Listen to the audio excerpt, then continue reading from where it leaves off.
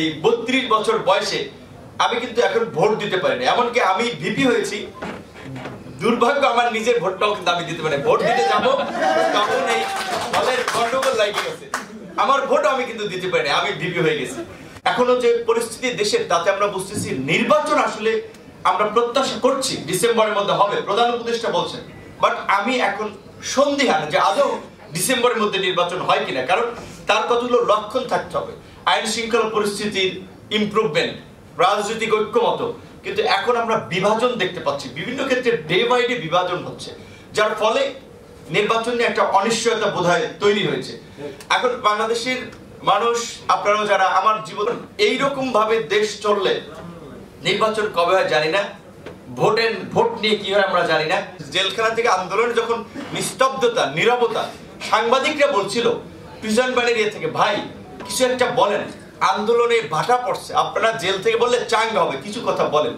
আমি আর চিন্তা ভাবনা অত কিছু করি নাই, যাইছে একটা কথাই এই সেফাতুল্লাহ যে শব্দ বোমার মতো ছেড়ে দিয়েছিলাম যে 90% পতন হয়ে গেছে, 10% বাকি আছে। তো যাই হোক, সবাই সেখানে আপনাদের যার যার ভূমিকা প্রবাস এবং দেশ থেকে নিয়েছেন, কিন্তু আমাদের মিডল ইস্টে সম্ভবত ইউএইতে বেশ কয়েকজন ভাইরা আটক হয়েছিলেন, ওই দেশে তো প্রোটেস্ট করা যায় না, তাদেরকে মুক্ত করা গেছে।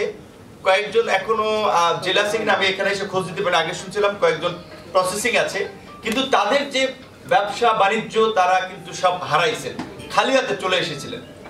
তাহলে আমরা যে বিপ্লবের পক্ষে মিডল ইস্টের মতো দেশে থেকে যারা জীবনের ঝুঁকি নিয়ে এই প্রতিবাদটা করলো, আমাদের তো দরকার ছিল ওরা এয়ারপোর্টে আসার সময় ওদের প্রত্যেকের জন্য একটা খাম রেডি করে রাখা, যে ক্ষতিপূরণ হিসেবে দেওয়া, যে পরিবারের কাছে গেলে একটু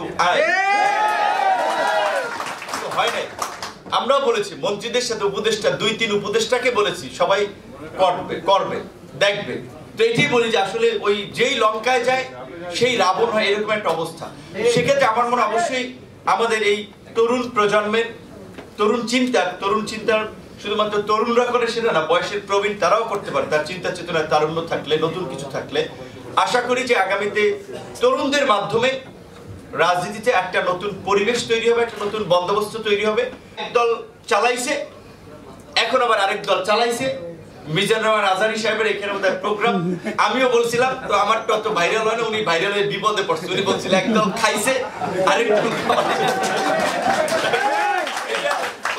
আমিও মানে বলছি তো আমারটা যাই হোক অত উনি বলছে সেটা উনি একটু চাপের মধ্যেও পড়ছে। তো আচ্ছা, এই মোবাইলটা একটু হয়েছে ভাই দেখতে পাচ্ছেন। তো যাই হোক, আমি যেটা বলতে চাচ্ছিলাম, এই যে প্রবাসীদেরকে জিম্মি করা, তাহলে এখন তো কোনো রাজনৈতিক সরকার না, তাহলে ওনাদের দরকার না যে আমাদের যে র্যাব গঠন করা ছিল, যে র্যাপিড অ্যাকশন ব্যাটালিয়ন, তাহলে এই যে র্যাপিড অ্যাকশন, দ্রুত অ্যাকশন যারা করবে র্যাব, তাহলে এই সরকারের উচিত ছিল না এই রকমের সমস্ত জায়গার সিন্ডিকেট ভেঙে তছনছ করে দেওয়া?